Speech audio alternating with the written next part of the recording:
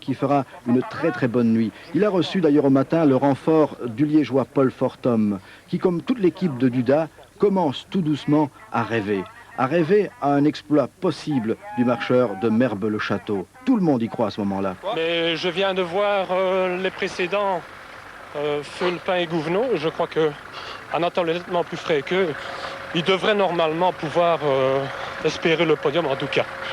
Vous pensez encore les attaquer cette nuit? Après le repos, on verra bien, oui. Il faut rester calme jusqu'au repos. Et alors après, là, on va voir. Objectif maintenant, une 3e place? Je crois que la 3e place est tout à fait possible, parce que les 2 précédents ne sont pas très frais.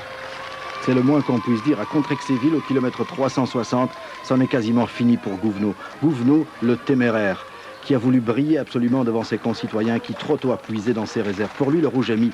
Avec 21 minutes d'avance, Kemener est le nouveau leader. Le policier parisien se permet même un petit peu d'ironie à propos de ses propres malheurs. Le fait d'avoir perdu 1 heure, bon, automatiquement, je n'étais pas fatigué. J'ai eu le temps de me reposer avec toutes les péripéties, quoi. Mais je peux vous assurer que je pensais pas qu'un homme avait autant de larmes dans son corps. Est-ce qu'ici, pendant les 2 heures de repos, vous comptez dormir un peu ou bien pas du tout? Je voulais dormir un peu parce que ça... Mais vous savez, on est en compétition. Dormir en compétition, c'est pas évident. Vous préférez pas? Si. Ah si. Mais vous savez, hein, on dort pas comme ça avec un petit robinet qui vous dit ah bon, ça y est, il faut dormir. Après ce dernier repos de 2 heures, le roi Roger repart. Il lui reste 120 km à faire. Fulpin, Malthierry, Gouvenot sont à 1h30. Duda, lui, s'accroche à sa 5e place. La tension est bonne, 13-7. C'est plutôt du côté des pieds que ça cloche.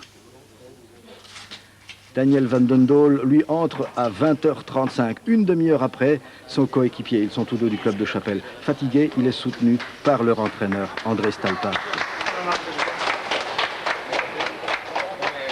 J'ai pas dormi, mais j'ai pu me relaxer. Voilà.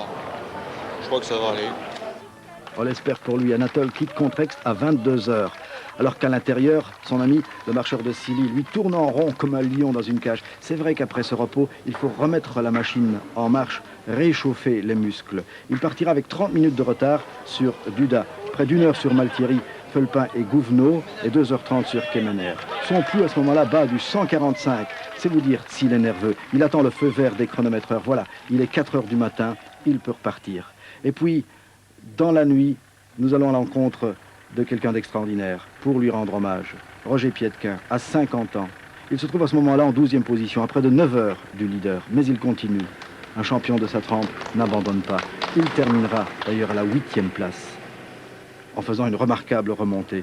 Lui qui a connu les vivats de la foule, ici, connaît la solitude de la brume du matin.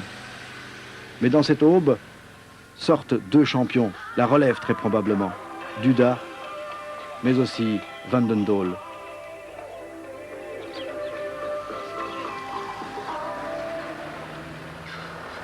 Hélas, pas le temps d'admirer le paysage. Duda, qui vient de dépasser Gouvenot, se trouve maintenant à la 4e place. Il sait que Malthierry maintenant est à sa portée. Derrière lui, à quelques minutes de là, Van Den Doel vient lui aussi de dépasser Gouvenot. On l'aperçoit dans le fond de l'image. Les 2 ennuyés vont en fait absorber également Malthierry. Malthierry, 2e l'année dernière. Ici, Gouvenot, littéralement en liquéfaction. Malthierry qui s'est épuisé dans sa lutte de prestige avec Gouvenot. Voilà le moment précis où Gouvenot dépasse Malthierry qui a le regard déjà un peu perdu, un peu absent. Pour Gouvenot, c'est le rêve qui commence. Dépasser Gouvenot, c'est le pire. Devant, Kemener, lui, est déjà dans les derniers lacets du col du bonhomme, qu'il franchira avec 2 heures d'avance sur son suivant, Fulpin. Il a, sauf accident, course gagnée. Pour lui, la marche triomphale vers la vallée et Colmar va pouvoir commencer dans quelques instants. Au passage du sommet du col, on se croirait au Tour de France.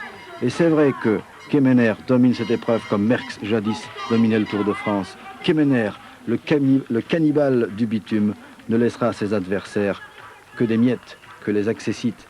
Mais bien se classer derrière Kemener, c'est déjà quasiment une victoire. À Kaisersberg, ville natale du docteur Schweitzer, c'est une véritable haie d'honneur qui est faite à celui qui vole ici, littéralement vers son 6e succès dans cette épreuve dantesque.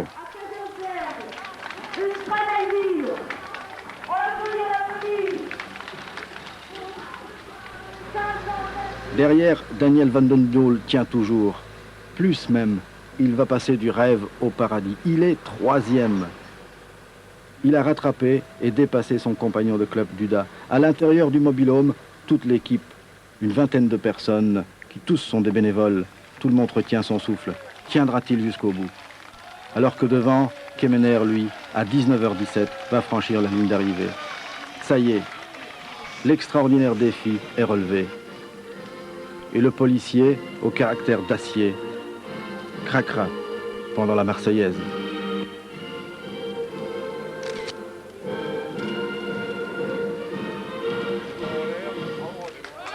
Fulpin sera 2e à 1h11 et puis à 22h31 dans la nuit, ce numéro 9, la révélation de ce 42e Paris-Colmar, un futur vainqueur potentiel, Daniel Van Den Doel, même si lui, sous l'effet de la fatigue et de la douleur, ne veut plus en entendre parler de cette épreuve d'enfer. J'avais décidé d'arrêter aujourd'hui. Je vais réfléchir. Je suis très content d'être à la 3e place. Je ne crois pas que c'était espéré au départ.